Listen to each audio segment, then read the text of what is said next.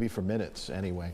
Actress Gwyneth Paltrow thought she was living a healthy lifestyle. Got shocking news that she is suffering from something called osteopenia, kind of a precursor of osteoporosis. Todd Whitthorne with Cooper Concepts with us. So this is a deficiency in vitamin D?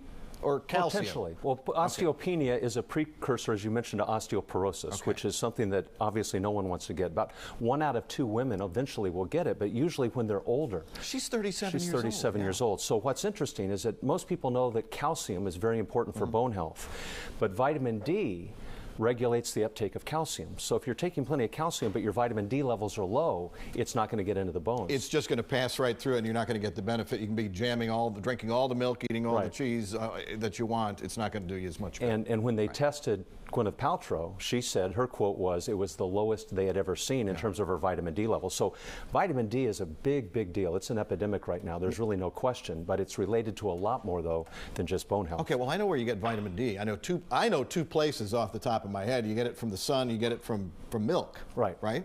But do you get enough? Well, statistically, no. A big study came out last year that says that 77% of American adolescents and adults are insufficient in vitamin D, 90% of Hispanics, and 97% of African Americans. So going back to your point, the best way, the most efficient way or natural way that we get vitamin D is from the sun. So when the UVB light hits our skin, we convert it naturally, we synthesize vitamin D. But if we're not going outside or if we're wearing sunscreen, because a sunscreen with an SPF of 15 or greater blocks 99% of the synthesis of vitamin D. Okay. So we just got to be aware of it. Is it something that, because we talk about Gwyneth Paltrow, we talk about osteoporosis, is this only a problem for women? Do we guys not need to worry about it? That's a great point. No, guys have to worry about it as well, not only for osteoporosis, but also for everything else, because if you're low in vitamin D, it dramatically increases your risk for 17 different types of cancer. Cardiovascular disease, big study last year showed that men with the lowest levels of vitamin D were 2.5 times more likely to have a heart attack than men with the highest levels of vitamin D, related to depression, chronic pain, diabetes, on and on. I have to tell you, I get a physical every year. They do the blood work. I can't even tell you if they tested for vitamin D. Well, is it likely?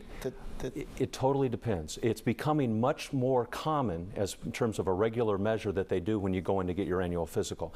At Cooper, we've been doing it now very regularly for over 3 years. We've got a big database of our first-time patients coming through. 82% of our patients at the Cooper Clinic are lower than we would like them to be. So really the only way to truly know your vitamin D status is to get a blood test.